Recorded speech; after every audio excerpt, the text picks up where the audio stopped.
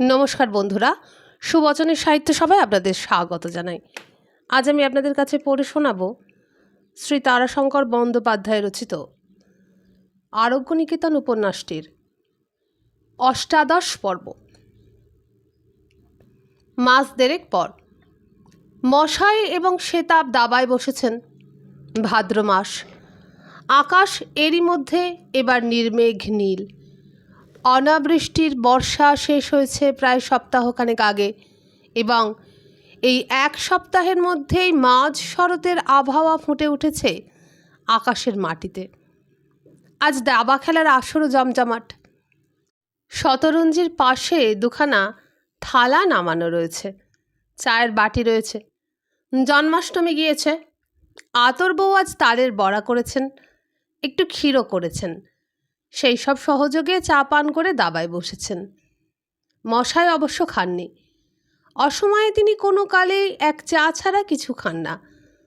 ডাক্তারি শেখার সময় রংলাল ডাক্তারের ওখানে ওটা অভ্যাস করেছিলেন। লোককে কিছু খেয়ে চা খেতে উপদেশ দিলেও নিজে বিকেলবেলা খালি পেটেই চা খেয়ে থাকেন। খেতে তাঁর বেলা যায়, খিদে থাকে না। এ একটা কারণ বটে, কিন্তু আসল কারণ অন্য। সন্ধ্যার পর, অর্থাৎ দাবা খেলা অন্তে, সে 7টাই হোক বা 8টাই হোক বা 12টাই হোক, মুখ হাত ধুয়ে কাপড় চোপড় ছেড়ে ইষ্ট স্মরণ করে তবে আহার করেন। পরমানন্দ মাধব। আতর বউয়ের মেজাজ আজ ভালো আছে। গতকাল জন্মাষ্টমীর উপবাস করেছিল। আজ শ্বেতাবকে নিমন্ত্রণ করে দুপুরে ব্রাহ্মণ ভোজন করিয়েছে, বিকেলে জলযোগ করিয়েছে এবং শ্বেতাবের ভোজন বিলাসিনী স্ত্রীর জন্য তালের বড়া ক্ষীর বেঁধে দিয়ে খুব খুশি মনেই আছে। শুধু ব্রাহ্মণ ভোজন নয়, দম্পতি ভোজন করানো হয়ে গেল। ব্রত উপবাস করলে আতর বউ ভালো থাকে, বোধ করি পরলোকের কল্পনা উজ্জ্বল হয়ে ওঠে। আয়োজনও ভালো ছিল, অভিযোগ করতে পায়নি আতর বউ। মশায়ের পরম ভক্ত পরাণ খাঁকে ডাক্তার কয়েকটি ভালো তালের কথা বলেছিলেন। খাঁ এক ঝুড়ি খুব ভালো এবং বড় তাল পাঠিয়ে দিয়েছিল এবং রামহরি লেটের বাড়ি থেকে এসেছিল একটি ভালো সিধে, মিহি চাল, ময়দা, কিছু গাওয়া ঘি, কিছু ডালদা, তেল, তরিতরকারি এবং একটা মাছ। রামহরি সেই মরণাপন্ন অবস্থা থেকে বেশ একটু সেরে উঠেছে এবং রামহরির পুত্রবধূ পৌত্র ফিরে এসেছে। তারাই এখন সেবা শুশ্রূষা করছে। মশায়ের কাছে তাদের আর কৃতজ্ঞতার অন্ত নেই। রামহরির নতুন বউ তার ভাইকে নিয়ে পালিয়েছে। রামহরির মেজাজ অবশ্য খুবই খিটখিটে। শশীর ওপর শব্দভেদী বাণের মতো কটু বাক্য প্রয়োগ করে। পুত্রবধূ পৌত্রকেও অবিরাম বিদ্ধ করেছে। কিন্তু এই খিটখিটে মেজাজের মধ্যেও রামহরি মশাইকে দেখলে সজল চোখে বলে, বাবা, আর জন্মে আপনি আমার বাপ ছিলেন। সেই দিন থেকে ক্রমান্বয়ে 20 দিন তিনি নিত্যই রামহরিকে দেখে এসেছেন। সিধেটা বোধ করেই সেই সম্বন্ধ ধরেই পাঠিয়েছিল রামহরি, নইলে এই কালেই চিকিৎসককে উপঢৌকন কি সিধে পাঠানো উঠে গিয়েছে। একালে নগদ কারবার। বুড়ো রামহরি পূর্বজন্মের বাপের বন্দনা করছে। একদিন মশাই হেসে রামহরিকে বলেছিলেন, শশী তাহলে কাকা ছিল না কি বলিস? তোকে তো পথে বসিয়েছিল, অ্যাঁ? রামহরিও হেসেছিল। মশাই বলেছিলেন, দেখ, তোর আর জন্মের বাবা হয়ে যদি তোর উপর আমার এত মায়া, তবে তোর এই জন্মের ব্যাটার উপর কি এত বিরূপ হওয়া ভালো? তবে একটা কথা বলবো বাবা, তুমি এখন সেরে উঠলে, কিন্তু এ রোগ তোমার একেবারে ভালো হবে না। সাবধানে থাকবে, বুঝেছ? উইল টুইল যদি কিছু করো তবে করে ফেলো। আর একটি কথা, যে মেয়েটিকে তুমি শেষে মালা চন্দন করেছ তাকেও বঞ্চিত করো না। রামহরির এই তরুণী স্ত্রীটিও এর মধ্যে খিড়কির পথে আতর বউয়ের কাছে এসে ধর্ণা দিয়েছিল। পরামর্শ যে শশীর তাতে মশায়ের সন্দেহ নাই। বোধহয় কিছু প্রণামীও দিয়ে গিয়ে থাকবে। বোধহয় নয়। আতর বউ যখন ওকালতি করেছে তার জন্য, তাহলে তখন ফি নিশ্চয়ই নিয়েছে। মশাই এ নিয়ে ক্ষুব্ধ হয়েছিলেন, কিন্তু কোনো প্রশ্ন করেননি। তিনি নিজেই রামহরিকে কথা বলেছেন, আতর বউ যা করেছে তার দায়িত্ব নিজের, তবে স্বামীকে যদি স্ত্রীর পাপের ভাগ নিতে হয় নেবেন। ইহলোকে আতর বউয়ের অগ্নিদাহের জ্বালার উত্তাপ জীবনভর সইতে পারলেন, পরলোকে আর পাপের ভাগের বোঝা বইতে পারবেন না? খুব পারবেন। ডাক্তারেরা বলছে বিপিন ভালো আছে, হিক্কা তার আর হয় নাই, সেখানেও নিত্য যেতে হয়। তিনি নারী না দেখলে রতনবাবুর তৃপ্তি হয় না। প্রদ্যোৎ ডাক্তারও আসে, সে আসে তাঁর পরে। কোনো দিন দেখা হয়ে যায়, দু একটা কথাও হয়, সে শুধু নমস্কার বিনিময় মাত্র। তিনি হাত দেখেই চলে আসেন, বলে আসেন ভালোই আছেন, এর বেশি কিছু নয়। মনের মধ্যে সেই কথাগুলোই ঘুরে বেড়ায়, মহান্তের তিরোধানের দিনে যে কথাগুলি তিনি হরেনকে বলেছিলেন। হুঁকোটা হাতে ধরেই সেতাব চাল ভাবছিল। মশাই বললেন, ও বাবা, ন হরি ব্রহ্মা ন চ শঙ্কর, ওর নিদান হেঁকে দিয়েছি মানিক। 3 চাল, 3 চালেই তোমার মন্ত্রী অকস্মাৎ গজের মুখে পড়ে কাত। মশাই সেতাবের মন্ত্রীকে নিজের গজের মুখে চাপা দিয়ে রেখেছেন, এদিকে কিস্তি দিয়েছেন। সেতাব ভাবছে। মশাই সেতাবের হুঁকো থেকে কলকিটা ছাড়িয়ে নিয়ে টানতে শুরু করলেন। তামাকটা কেন পড়ে মিছিমিছি? সেতাব বল ফেলে দিয়ে কলকের দিকে হাত বাড়িয়ে বললে, দেহ, তোর পর্তা ভালো আজ। মিথ্যে বলেনি সেতাব। মশাই আজ পরপর 2 বাজি জিতলেন। সেতাব কঠিন খেলোয়াড়, ওর সঙ্গে জেতা কঠিন। প্রায়ই চটে যায় বাজি, 100 বাজির 90 বাজি চটে যায়, 10 বাজিতে হার জিত হয়, সেও সমান সমান। কঠিন রোগী থাকলে মশাই অনেক সময় খেলতে বসবার আগে সেকালের জুয়ার বাজির মতো ভাবেন, আজ যদি সেতাব হারে তবে রোগকে হারতে হবে, সেরে উঠবে রোগী। সঙ্গে সঙ্গেই হাসেন। নারী দেখার অনুভূতির কথা মনে পড়ে যায়। ও মিথ্যে হয় না, হবার নয়, রোগের কথাই মাথায় ঘুরতে থাকে। যন্ত্রচালিতের মতো খেলে যান। সেতাব একসময় বলে ওঠে, মাত। সেতাব তামাক খেয়ে এক রাশ ধোঁয়া ছেড়ে কথাটার পুনরাবৃত্তি করলে, তোর পর্তা ভালো, সত্যিই ভালো জীবন। রামহরিকে তুই যা বাঁচালি, খুব বাঁচিয়েছিস। জীবনমশাই বললেন, পরমায়ু পরম ঔষধ সেতাব। রামহরির আয়ু ছিল, সারাটা জীবন কুস্তি কসরত করেছে, সেও এক ধরনের যোগ। সাধারণ মানুষের সঙ্গে এদের তফাৎ আছে। ওর সহ্য শক্তি কত, সেইটাই বিচার করেছিলাম আমি। শক্তিই হলো আয়ুর বড় কথা। রোগের সঙ্গে যুদ্ধ করে কি ওষুধ, করে জীবনী শক্তি, আয়ু। সেতাব হেসে বললে, হ্যাঁ, তাহলেও হাত যশটা তো তোমার বটে, সে তোমার চিরকাল আছে। নতুন ছক সাজাতে লাগলো সেতাব। সাজাতে সাজাতে বলল, শশীর কথা শুনেছিস? শুনেছেন, তাও শুনেছেন। গুটি সাজাতে সাজাতেই ডাক্তার হাসলেন। পর মুহূর্তেই তাঁর কপালের দুপাশের রগের শিরা দুটো মোটা মোটা হয়ে ফুলে উঠল। ক্ষোভে থমথমে হয়ে উঠল স্থবির মুখখানা। সেই প্রথম দিনই শশী রামহরির ওখান থেকে একরকম পালিয়ে এসে মদ্যপান করে সারা নবগ্রামের প্রতি ডাক্তারখানায় চিৎকার করে বেরিয়েছে, আমি তো তবু কম্পাউন্ডার, বর্ধমানে রীতিমতো পাশ করে এসেছি।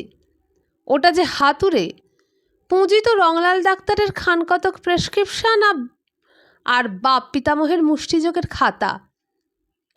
আর নারী ধরে চোখ উল্টে খানিকক্ষণ আঙুল তুলে টিপে, তারপর বায়ু পিত্ত কফ, মনে হচ্ছে 10 দিন, না হয় ঘাড় নেড়ে। তাই তো এই বলা। রামহরিকে বাঁচাবে? কই বাঁচাক দেখি। তাও তো গ্লুকোজ ইঞ্জেকশন দিতে হরেন ডাক্তারকে ডাকতে হয়েছে। আসল কথা রামহরির টাকা, বিষয়। সব বুঝি বাবা, সব বুঝি। রামহরি তো হরে হরে করবে। এখন বাঁচবে বাঁচবে রব তুলে, ইঞ্জেকশন, ওষুধ, ফি, গাড়ি ভাড়া, হেন তেন গোলযোগ বাঁধিয়ে 50, 100, 150 যা মেলে তাই বুড়োর লাভ। এ আর কে না বুঝবে? আমার নামে তো যা তা বলছে, কিন্তু গোসাইকে, চণ্ডীতলার গোসাইকে কে মারলে? উনি নন? আগের দিন রাত্রে 1 ডোজ ওষুধে ঘুম পাড়িয়ে দিলাম, ভালো রইল সকালে।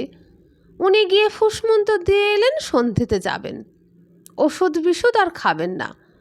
সারাদিন ওষুধ না পড়ে বিকেলে আবার দাস্ত হলো। হবেই তো, বাস নিদান সার্থক হয়ে গেল। প্রদ্যোৎ ডাক্তারও তাই বলে। বলে সন্ন্যাসী মরেছে তার জন্যে কারই বা মাথা ব্যথা।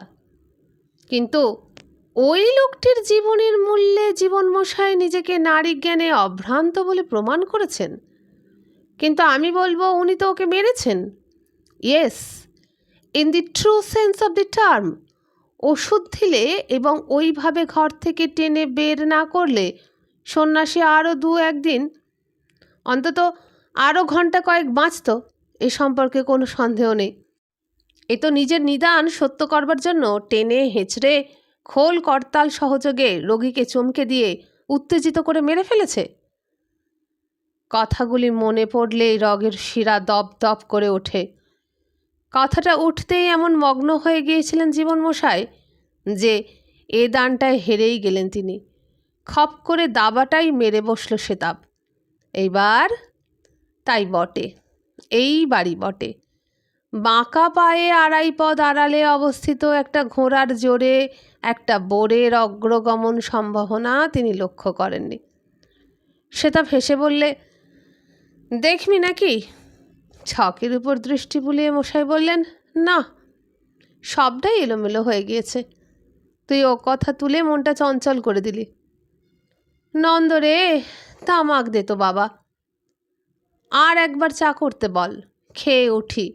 দেরি হলে সে বুড়ি আবার পঞ্চু উপচার সাজিয়ে বসবে, অর্থাৎ রাতের খাওয়ার ব্যবস্থা শুরু করবে। গৃহিণীর খাওয়ার আয়োজন সেতাবের পক্ষে প্রায় বিভীষিকা।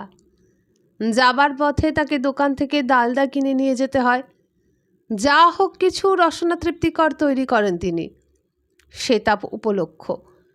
নিজেই সেতাব মধ্যে মধ্যে বলে, বুঝলি জীবন, এ সেই 16 কইয়ের ব্যাপার। সেই যে একজন জোলা 16টা কই মাছ কিনে এনে বউকে বলেছিল, ভালো করে রান্না কর, বেশ পেঁয়াজ গরম মশলা দিয়ে, মাখো মাখো করে ঝোল রেখে লঙ্কা বাটা দিয়ে, যেন জিভে দিলেই পরানটা জুড়িয়ে যায়। বউ রান্না করতে লাগলো, জোলা মাকু ঠেলতে বসলো ঘরে। একটি করে ছ্যাঁক শব্দ উঠল আর জোলা একটি করে দাগ কাটলে মাটিতে। তারপর ছ্যাঁক শেষ হতেই উঠে গিয়ে বলল, দে খেতে দে। বউ খেতে দিল, কিন্তু একটি কই মাছ। এ কি, আর গেল কোথায়? একটা মাছ বিড়ালে খেয়ে গেল, তাহলেও তো 15টা থাকে। খপ করে গর্ত থেকে একটা ইঁদুর বেরিয়ে এসে একটা নিয়ে গেল, 2টো গেল, বাকি থাকে 14টা। ভূতে নিয়েছে 2টো, সে ওই শ্যাওড়া গাছের ভূত, মাছের গন্ধে জানলা দিয়ে হাত বাড়িয়ে। তাই গেল, তবু থাকে 12টা। ভয়ে নড়ে বসতে গিয়ে হাতের ধাক্কায় 2টো পড়ল আগুনে। সেতাব হাসেন আর বলেন, বুঝলি, এইভাবে জোলার বউ হিসেব দিলে 15টা কই মাছের। সেগুলি 19 সালে রান্না করতে করতে গুপ গুপ করে তিনি ভক্ষণ করেছেন। তারপর 15টা মাছের যথাবিহিত হিসেব তিনি চেপে বসে বললেন, আমি যাই ভালো মানুষের ঝি, তাই এত হিসাব দি। তুই যদি ভালো মানুষের পো, তবে লেজা মুড়োটা খেয়ে মাঝখানটা থো। বলে পরম কৌতুকে সেতাব হা হা করে হাসেন। বাইরে থেকে কে ডাকলে, মশাই, কই, কোথায়? মশাই একটু চকিতভাবে ঘাড় ফিরিয়ে তাকালেন। কিশোরের গলা। কিশোর কলকাতা গিয়েছিল, ফিরেছে তাহলে। বোধহয় কিছু নিয়ে এসেছে। সে কলকাতায় গেলেই তার জন্য কিছু না কিছু আনে। একা তাঁর জন্য নয়, অনেকের জন্য। আবাল বৃদ্ধ বনিতারই প্রিয়জন কিশোর। ছেলেদের জন্য পেন্সিল, বই, মেয়েদের জন্য সেলাইয়ের সরঞ্জাম, দুস্থ মধ্যবিত্ত ছেলেদের জন্য জামা প্যান্ট নিয়ে আসে। তাকে 4-5 বার ফাউন্টেন পেন এনে দিয়েছেন প্রেসক্রিপশন লিখতে, সব হারিয়েছে। মধ্যে মধ্যে জুতো এনে দেয়। যেবার ওসব কিছু আনে না, সেবার অন্তত কিছু ফল। কিশোর চিরদিন নবীন কিশোর দুলাল হয়েই রইল। তিনি সাড়া দিলেন, কিশোর কোথায়, বেরিয়ে আসুন, অনেক লোক আমার সঙ্গে। মশাই বেরিয়ে এলেন। কিশোর কোন দায় এনে ফেললে কে জানে। কোনো গ্রামে মহামারীর দায়, কোনোখানে হাঙ্গামার দায়, সব দায়েই মাথা পাতা ওর স্বভাব। বেরিয়ে এসে মশাই বিস্মিত হলেন, কিছু বুঝতে পারলেন না। এ যে সম্ভ্রান্ত নাগরিকের দল, কোট প্যান্ট পরা, মার্জিত কান্তি, শিক্ষা ও বুদ্ধিদীপ্ত দৃষ্টি বিশিষ্ট সব ভদ্রলোক। থানার দারোগা সঙ্গে আরও একজন এখানকার সরকারি কর্মচারীও রয়েছেন। প্রদ্যোৎ ডাক্তারও রয়েছে। নবগ্রামের ধনী ব্রজলালবাবুর উত্তরাধিকারীরা এখন সদর শহরে বাস করছে। ব্রজলালবাবুর বড় নাতিও রয়েছে। ইউনিয়ন বোর্ডের প্রেসিডেন্ট রয়েছে। তাঁরা এখানে, তাঁর দরজায়। তবে কি প্রদ্যোৎ ডাক্তার সেই দরখাস্ত করেছে? হৃদয়হীন মূর্খ হাতুড়ে নিদান হেঁকে রোগাগ্রস্তকে অকালে মৃত্যুমুখে ঠেলে দেয়। মহান্তকে তিনি কয়েকদিন, অন্তত কয়েক ঘন্টা আগেও মৃত্যুমুখে ঠেলে দিয়েছেন। রগের শিরা দুটো তাঁর পাকিয়ে উঠল। তিনি কিছু বলার আগেই কিশোর ভদ্রলোকদের লক্ষ্য করে বললেন, ইনিই আমাদের মশাই। 3 পুরুষ ধরে এখানকার আতুরের মিত্র। আতুরস্য ভীষগ মিত্রম। এই ভাঙা আরোগ্য নিকেতনেই 100 বছরের কাছাকাছি আমাদের হেলথ সেন্টার ছিল। দলের বিশিষ্ট ব্যক্তিগুলির মুখে স্মিত হাস্যরেখা দেখা দিল। তার কতকটা যে কৃত্রিম তাতে সন্দেহ নেই। তারা নমস্কার করলেন মশাইকে। তিনিও প্রতি নমস্কার করলেন। কিশোর তাঁর হয়ে ওকালতি করছে। এককালে কত করেছেন সেই কথা বলে একালের অপরাধ মার্জনা করতে বলছে। প্রদ্যোৎ গম্ভীর মুখে মাটির দিকে তাকিয়ে দাঁড়িয়ে আছে। আর একজন কোট প্যান্ট পরা তরুণ মৃদুস্বরে তাকে কি বলছে। হরেনও রয়েছে একপাশে। কিশোর বললে, আর এরা হলেন আমাদের নতুন পশ্চিমবাংলা গড়বার কর্তা ব্যক্তি সব। বিশ্বকর্মার দল। কমিউনিটি প্রজেক্টের কথা শুনেছেন তো? 100খানা গ্রাম নিয়ে নতুন দেশ তৈরি হবে। এখানেও আমাদের একটা প্রজেক্ট হচ্ছে। নবগ্রাম হবে সেন্টার। নতুন রাস্তাঘাট, স্কুল, হাসপাতাল, ইলেকট্রিক, অনেক ব্যাপার। সেই জন্য এই অঞ্চল দেখতে এসেছেন। পথে আপনার আরোগ্য নিকেতনের সাইনবোর্ড দেখে জিজ্ঞাসা করলেন। তাই বললাম, আরোগ্য নিকেতন ভেঙেছে, কিন্তু তার প্রাণ এখনও আছে। মশাই এখনও আছেন। তাকে না দেখলে এখানকার প্রাণের কি দাম, কি শক্তি, তা বুঝতে পারবেন না। অকস্মাৎ মশাইয়ের মনে হলো, শুষ্ক সমুদ্রের বালুরাশির মতো তারা অন্তরের কোনো গভীর অন্তরতল থেকে উথলে বেরিয়ে আসছে উচ্ছ্বসিত লবণাক্ত জলরাশি। ঠোঁট দুটি তার থরথর করে কেঁপে উঠতে চাইছে। কঠিন দৃঢ়তার সঙ্গে চোয়ালে চোয়াল চেপে নির্বাক হয়ে দাঁড়িয়ে রইলেন তিনি। কিশোর বললে, আপনার নারী জ্ঞানের কথা বলছিলাম। সেই ডাক্তার সেনগুপ্ত এসেছিলেন কলকাতা থেকে ব্রজলালবাবুর নাতিকে দেখতে। মশাই 5 দিনের দিন প্রথম রোগী দেখেছিলেন। রোগী দেখে বেরিয়ে এলেন। আমিও এলাম, আমিও ছিলাম সেখানে। তখন আমি আবার সেবা সঙ্গের সেক্রেটারি। আমি নার্সিং করছিলাম। মশাইয়ের সঙ্গে বেরিয়ে এসে জিজ্ঞাসা করলাম। সে অনেক দিনের কথা, অনেক দিন। টাইফয়েডের ওষুধ হিসাবে ফাজ তখন এদেশে সবে ব্যবহার আরম্ভ হয়েছে।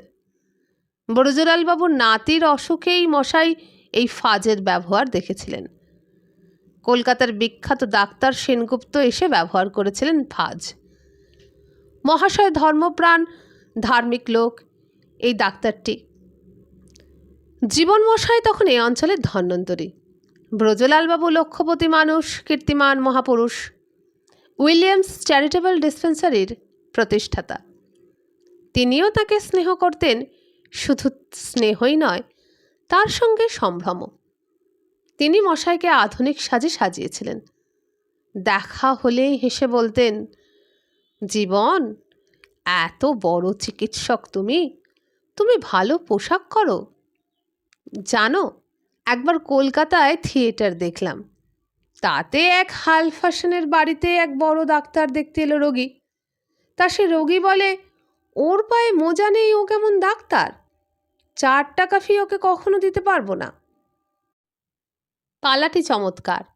সত্যিই তো হে, ভেক চাই। জীবনমশাই বলতেন, আগে কর্তাবাবু, ও সব যদি এ জন্মেই গায়ে দিয়ে শেষ করে শখ মিটিয়ে যাব, তবে আসছে জন্মে এসে শখ মেটাবো কিসে? কর্তাবাবু হা হা করে হেসে বলতেন, কোট প্যান্ট পরবে মশাই, বিলেত ফেরত সাহেব ডাক্তার হবে।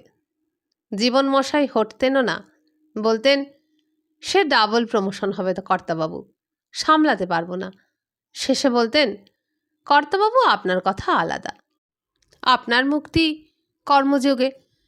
বাড়িতে কাশী প্রতিষ্ঠা করেছেন, বৃন্দাবন তৈরি করেছেন, ভগবানকে বেঁধেছেন, স্কুল দিয়েছেন, চিকিৎসালয় দিয়েছেন, মুক্তি আপনার করতলগত।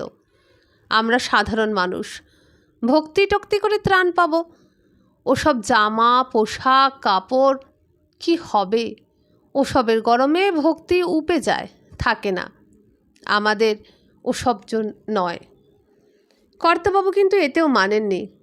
তার সেবার কলকাতার কাঁকড়া খেয়ে খেয়ে হয়েছিল অমাশয়। সেই অমাশয় ভালো করেছিল জীবন মশাই। তখন শীতকাল। ভালো হয়ে উঠে ব্রজলালবাবু দর্জি পাঠিয়ে মশাইয়ের গায়ের মাপ নিয়ে কলকাতা থেকে দামি চায়না কোট তৈরি করে এনে তাকে পাঠিয়ে দিয়েছিলেন। ব্রজলালবাবুর বাড়িতে অসুখ একটু বেশি হলেই তাঁর ডাক পড়ত।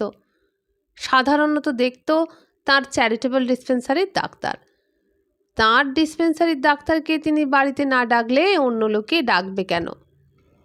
ব্রজলালবাবুর নাতি, তার দৌহিত্রের অসুখ, একজোড়ি জ্বর। কলকাতা থেকে মাতামহের বাড়িতে এসে জ্বরে পড়েছে। ডিসপেন্সারিতে এসেছে একজন তরুণ ডাক্তার। হরিশ প্রায় বছর 8 আগে চলে গেছে।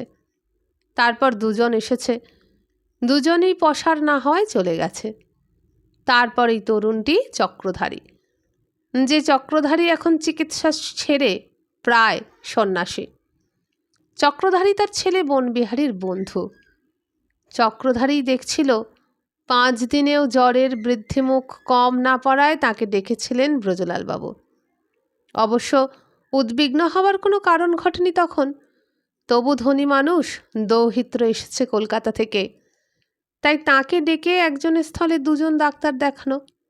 শীতকালের দিনে জীবন মশাই চায়না কোটটি গায়ে দিয়েই দেখতে গিয়েছিলেন। কর্তাবাবু রসিকতা করেছিলেন, কোট গায়ে দিয়েছ জীবন, ভক্তিকে উপিয়ে দিলে নাকি? মশাই বলেছিলেন, আগে ভক্তিকে এই জন্মের মতো শিকই তুলে রাখলুম কর্তাবাবু, সে যা হয় আসছে জন্মে হবে। তা ভক্তিই যখন শিকেই তুললাম, তখন কোট গায়ে দিতে দোষ কি বলুন? ছেলেটির নারী দেখবার আগে তার কানে এসেছিল কয়েকটি মৃদুস্বরের কথা। কলকাতারই কেউ অসন্তুষ্ট হয়ে পাশের ঘরে বসেছিল। সে বলছিল, এইসব কি করছেন এরা? হাতুড়ি ডেকে হাত দেখানো, এইগুলো ভালো নয়। জীবন মশাইয়ের পায়ের ডগা থেকে রক্তস্রোত বইতে শুরু করেছিল মাথার দিকে। প্রাণপণে নিজেকে সংযত করে হাত দেখতে বসেছিলেন। তার বাবা বলেছিলেন, ধ্যান যোগে নারী পরীক্ষা করতে হয়। সেদিন সেই যোগ যেন মুহূর্তে সিদ্ধিযোগে পরিণতি লাভ করেছিল। সেই ধ্যান যোগে তিনি অনুভব করছিলেন কঠিন সান্নিপাতিক রোগোদ্দুষ্ট নারী। নারী ছেড়ে উঠে বাইরে এসে হাত ধুয়ে দৃঢ়কণ্ঠে বলেছিল, ছেলেটির জ্বর সান্নিপাতিক, মানে টাইফয়েড কর্তাবাবু। এবং কি জীবন, বেশ শক্ত ধরনের টাইফয়েড, ভালো চিকিৎসা চাই, সদর থেকে কাউকে এনে দেখান। ওই পাশের ঘরের কথা তার কানে না গেলে হয়তো এমনভাবে তিনি বলতেন না, একটু ঘুরিয়ে বলতেন। সদর ডাক্তার এসে দেখে বলেছিলেন, যিনি বলেছেন তিনি বোধহয় একটু বাড়িয়ে বলেছেন। টাইফয়েড বটে, তবে কঠিন কিছু নয়, সেরে যাবে। জীবনমশাই তাঁর সামনেই ঘাড় নেড়ে বলেছিলেন, আজ্ঞে না, আমার জ্ঞানে রোগ কঠিন, তবে যদি বলেন আমি হাতুড়ে, সে অন্য কথা। কিশোর তখন তরুণ। সে বাইরে এসে তাকে জিজ্ঞাসা করেছিলেন, কি দেখলেন ডাক্তারবাবু, খুব শক্ত? মশাই তাকে বলেছিলেন, ব্যাপারটা জটিল বাবা কিশোর, সদরের ডাক্তার বুঝতেই পারছে না। জিভের দাগ, পেটের ফাঁপ, দুবার জ্বর ওঠানামা, জ্বরের ডিগ্রি দেখে ও বিচার করছে। আমি নারী দেখেছি, ত্রিদোষ দুষ্ট নারী, এবং তুমি বলো না কিশোর, এ রোগ আর ব্রহ্মা বিষ্ণুর হাতে নাই। এক শিব, যিনি মৃত্যুর অধীশ্বর, তিনি যদি রাখেন তো সে আলাদা কথা। 10 দিনের পর থেকে রোগ হঠাৎ কঠিন হয়ে উঠল। শহরের ডাক্তার আবার এসে বললেন, হ্যাঁ, দ্বিতীয় সপ্তাহে এ রোগ বাড়ে, তাই বেড়েছে। তা হোক, ওষুধ দিয়ে যাচ্ছি আমি, কমে যাবে এতেই।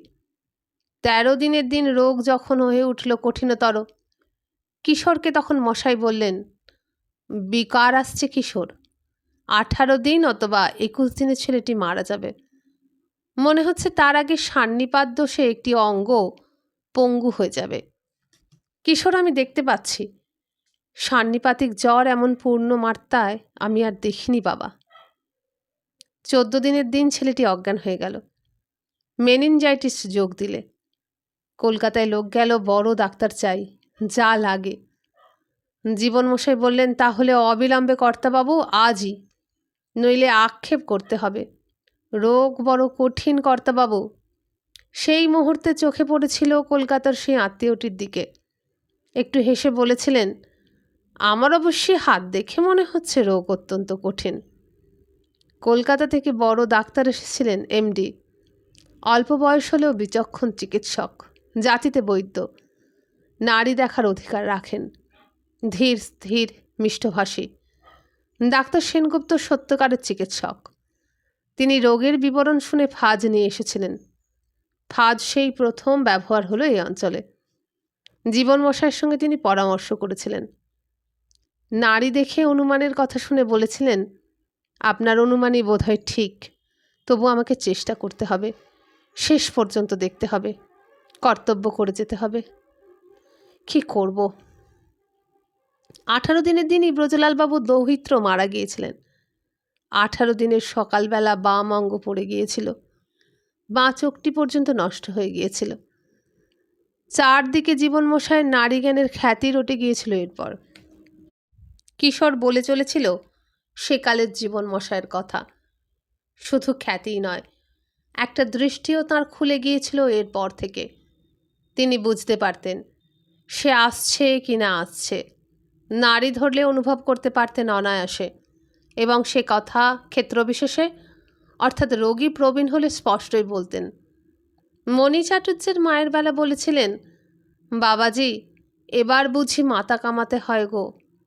মণি চাটুর্যের চুলের শখ ছিল অসাধারণ। রাম মিত্তিরকে তার বাপের অসুখের প্রথম দিন দেখেই বলছিলেন, রাম, বাবার কাছে যা জানবার শুনবার জেনে শুনে নিও, উনি বোধ হয় এ যাত্রা আর উঠবেন না। রোগী অল্প বয়সী হলে ইঙ্গিতে বলতেন, তাই তো হে, রোগটা বাঁকা ধরনের, তুমি বরং ভালো ডাক্তার এনে দেখাও। কাউকে অন্যভাবে জানাতেন। এরই মধ্যে একদিন সুরেনের ছেলে শশাঙ্কের বড় ভাই এসে বলল, মশাই কাকা, একবার শশাঙ্ককে দেখে আসবেন। কি হয়েছে শশাঙ্কের? জ্বর হয়েছে আজ দিন 4। আচ্ছা, যাব, কাল সকালে যাব বাবা। আজ বনু এলো কলকাতা থেকে, বাঁশি মায়া তবলা এনেছে, গান বাজনা হবে, একটু খাওয়া দাওয়াও হবে। আসিস বাবা তুই, আমি কাল সকালেই যাব। বনবিহারী শশাঙ্কর বন্ধু, বছরখানেকের ছোট। জমিদারি সেরেস্তার হিসাব নবিশ হিসাবে সেই বাল্যবন্ধু সুরেনের ছোট ছেলে। বাল্যকালেই মাতৃবিয়োগ হয়েছিল। সুরেন বেঁচে থাকতেই তার বিয়ে দিয়ে সংসারী করে দিয়ে গেছে। ভালো ছেলে, মিষ্টভাষী ছেলে শশাঙ্ক। কি হলো ছেলেটার? পরদিন সকালেই গিয়েছিলেন শশাঙ্ককে দেখতে। সুরেনের গৃহিণীহীন সংসারে বধূরাই আপন আপন স্বামী নিয়ে স্বাধীনা। তরুণী বধূটি শশাঙ্কের শিয়রে বসেছিল। সম্ভবত শশাঙ্কের জড়োত্তপ্ত কপালে নিজের মুখখানি রেখেই শুয়েছিল। মশায়ের জুতোর শব্দে উঠে বসেছে। শশাঙ্কের কপালে সিঁদুরের ছাপ লেগে রয়েছে। একটু হাসলেন ডাক্তার। মেয়েটি ছেলেটি দুজনেই তার স্নেহাস্পদ। বধূটিও তার জানাশোনা ঘরের মেয়ে, বাল্যকাল থেকেই দেখে এসেছেন। স্নেহের বশেই মশাই মেয়েটির দিকে চাইলেন। তার চোখ জুড়িয়ে গেল। লাল পাড় শাড়ি পরা ওই গৌরতনু বধূটির নতুন রূপ তার মুখ চোখে পড়ল। একটি অপরূপ ছবি দেখলেন যেন। তাকে দেখে মেয়েটির মুখখানি রাঙা হয়ে উঠল। মাথার ঘোমটা টেনে সে সরে বসল। মনে হলো মেয়েটির এই বধূরূপেই তার সকল রূপের চরম প্রকাশ। ডাক্তার বসে শশাঙ্কের হাত ধরলেন। তার নিজের হাত কেঁপে উঠল। চোখ দুটি চকিতে যেন খুলে গেল। একবার বধূটির দিকে তাকালেন, আবার চোখ বুঝলেন। এ কি, আজ তৃতীয় দিন, এরই মধ্যে এত স্পষ্ট লক্ষণ! আবার দেখলেন, না, ভ্রান্তি তো নয়, ভ্রান্তি নয়। এই বধূটির এমন অপরূপ রূপ মুছে দিয়ে শশাঙ্ককে যেতে হবে 2 সপ্তাহ। হ্যাঁ, তাই, ভ্রান্তি নয়। তিনি বিমূঢ় নন, অন্যমনস্ক তিনি হন নাই। শশাঙ্ককে যেতে হবে। এমন স্পষ্ট মৃত্যু লক্ষণ তিনি কদাচিৎ প্রত্যক্ষ করেছেন নারীতে। শেষ রাত্রের পাণ্ডুর আকাশের দক্ষিণ পূর্ব কোণাংশে অগ্নিকোণে শুক্রাচার্যের প্রদীপ্ত স্পন্দিত উদয় যেমন রাত্রি শেষ ঘোষণা করে, এমনকি দণ্ড পলে উদয়কালের বিলম্বটুকু পর্যন্ত পরিমাণ করে দেয়, তেমনিভাবে, ঠিক তেমনিভাবে নারীর লক্ষণ বলছে 2 সপ্তাহ, 14 দিন। মনে আর অশান্তির সীমা ছিল না, বেদনার আর অন্ত ছিল না। শশাঙ্ক বনবিহারীর বয়সেই কিছু ছোট। মাতৃহীন ছেলেটা তার ডাক্তারখানার সামনে খেলে বেড়াতো, তার চোখের সামনে বড় হলো। আর এই বধূটি লাল পাড় শাড়িতে, শাঁখায়, রুলিতে, সিঁথিতে সিঁদুরের রেখায়, সুন্দর ছোট কপালখানির মাঝখানে সিঁদুরের টিপে, লক্ষ্মী ঠাকুরনের মতো এই মেয়েটি। এই সমস্ত শোভার সব কিছু মুছে যাবে। থান কাপড়, নিরাভরণা মূর্তি কল্পনা করতে পারেনি জীবনমশাই। মনে পড়েছে মেয়েটির বাল্যকালের কথা। পাশের গাঁয়ের মেয়ে, এই অঞ্চলে জাগ্রত কালী ঠাকুরের সেবায়েতের মেয়ে, বড় সমাদরের কন্যা। মেয়েটিকে ছেলে বয়সে বাপ মায়ে বলতো বিল্লি, পুষি। ওই আদর কাঙালিপনার জন্য আর আমিষে রুচির জন্য একখানি ডুরে কাপড় পরে কালীস্থানের যাত্রীদের কাছে সিঁদুরের টিপ দিয়ে বেড়াতো আর পয়সা আদায় করে পেঁয়াজ বড়া কিনে খেত। অন্তরটা বেদনায় টনটন করে উঠল। 2 দিন পরে শশাঙ্কের নাড়ি দেখে তিনি একেবারে আর্ত হয়ে উঠলেন। স্থির জেনেছেন শশাঙ্ককে যেতে হবে। নাড়িতে যেন পদধ্বনি শুনতে পাচ্ছেন, সে আসছে। ওষুধ ব্যর্থ হয়ে যাচ্ছে। সেই আর্ত মানসিকতার আবেগে একটা কল্পনা করে আতর বউকে ডেকে বললেন, দেখো, কাল রাত্রে আমি স্বপ্ন দেখেছি, মা কালীকে ভোগ দিচ্ছি। মা যেন সেই ভোগ নিজে হাত পেতে নিচ্ছেন। আর আশ্চর্য কি জানো, কালী মা যেন আমাদের শশাঙ্কের বউ। আতর বউ বলেছিলেন, তার আশ্চর্য কি, শশাঙ্কের বউ কালী মায়ের দেবাংশী মেয়ে হয়তো। এক কাজ করো আতর বউ, শশাঙ্কের বউটিকে কাল ডেকে নেমন্তন্ন করে খাওয়াও। বেশ তো। আমিষের নানা আয়োজন করে এই বধূটিকে খাওয়াতে চেয়েছিলেন। বড় একটা মাছের মুড়ো তার পাতে দিতে বলেছিলেন। শশাঙ্কের তখন 6 দিন জ্বর। জ্বরটা শুধু বেড়েছে, অন্য কোনো উপসর্গ দেখা দেয়নি। বাকুলের কালীবাড়ি থেকে প্রসাদী মাংসও আনিয়েছিলেন। কি যে ভ্রান্তি তার হয়েছিল! মাছের মুড়োটা নামিয়ে দিতেই বধূটি চমকে উঠেছিল। স্থির দৃষ্টিতে কিছুক্ষণ সমস্ত আয়োজনের দিকে তাকিয়ে হাত গুটিয়ে উঠে পড়েছিল। আতরবউ ব্যস্ত হয়ে বলে উঠেছিলেন, কি হলো, কি হলো? স্থির কণ্ঠে মেয়েটি বলেছিল, আমার শরীর কেমন করছে, আমি বাড়ি যাচ্ছি। সন্ধ্যায় ডাক্তার শশাঙ্ককে দেখে বেরিয়ে এলেন বাড়ি থেকে। মৃত্যু লক্ষণ নাড়িতে উত্তরোত্তর স্পষ্ট হয়ে উঠেছে। তবলার বলে ঠিক মাঝখানে এসেছে, সেই গতিতে বাজছে। কাল সপ্তাহ শেষ, আর 1 সপ্তাহ 1 দিন, অষ্টাহ।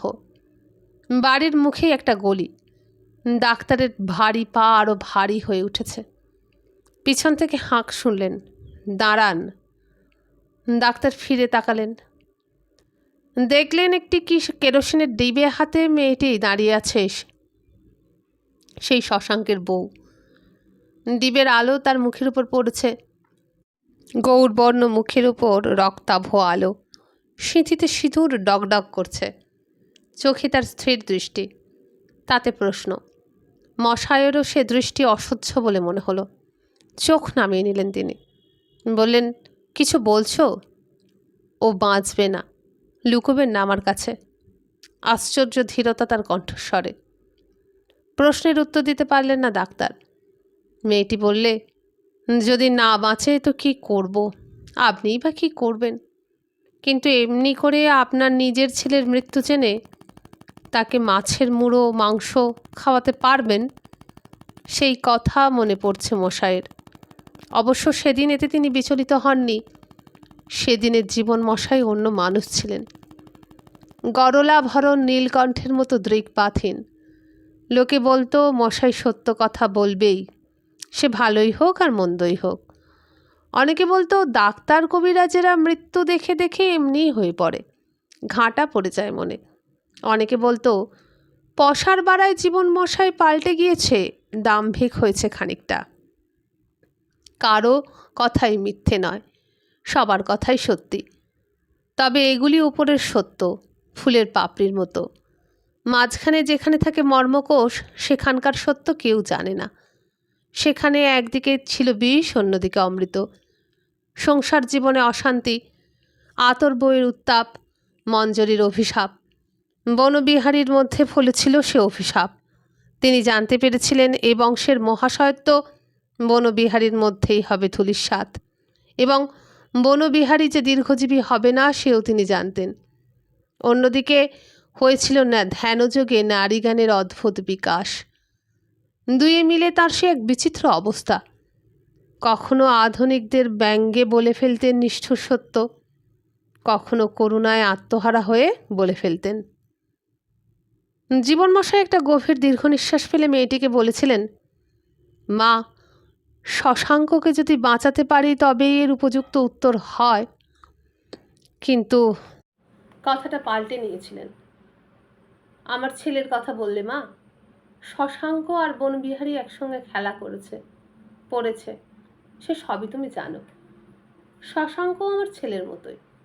আজ তার কথাই যখন বলতে পারলাম ইঙ্গিতে, তখন বনবিহারীকে যদি অকালে যেতে হয় আর আমি যদি জানতে পারি, তবে শশাঙ্কের বেলায় যেমন জানিয়ে দিলাম, তেমনিভাবেই তার বেলায়ও জানাবো। রকমটা একটু আলাদা হবে।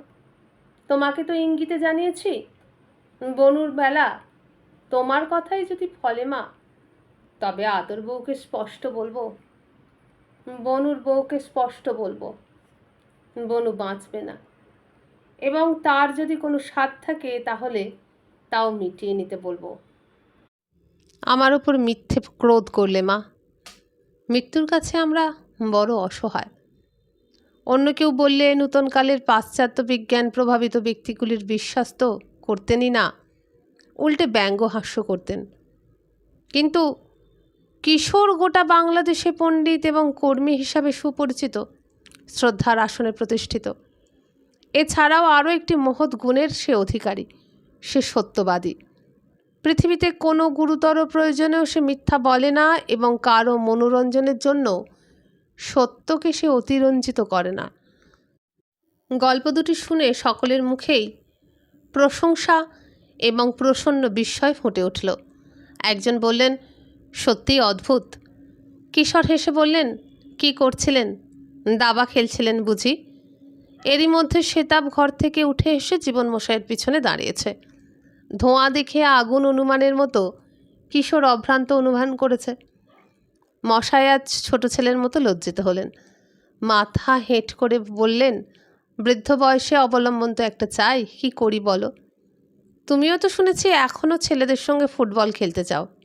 অবশ্যই তুমি নামেও কিশোর, কাজেও চিরকিশোর। লোকে বলে কিশোরবাবু আর সাবালক হলো না, চিরকাল নাবালকই থেকে গেল। তাই থেকো বাবা, চিরদিন যেন তুমি তাই থেকো। বলতে বলতেই তার চোখ দুটি দিয়ে জলের ধারা গড়িয়ে এলো। দীর্ঘকাল পর, সুদীর্ঘকাল পর, কতকাল তার হিসাব নাই। মহাশয়ের চোখে জল দেখে কিশোর একটু অভিভূত হয়েই বলল, আচ্ছা চলি, এদের সব দেখিয়ে আনি। রওনা হয়ে গেলেন তাঁরা। সকলেই যেন কেমন হয়ে গেছেন।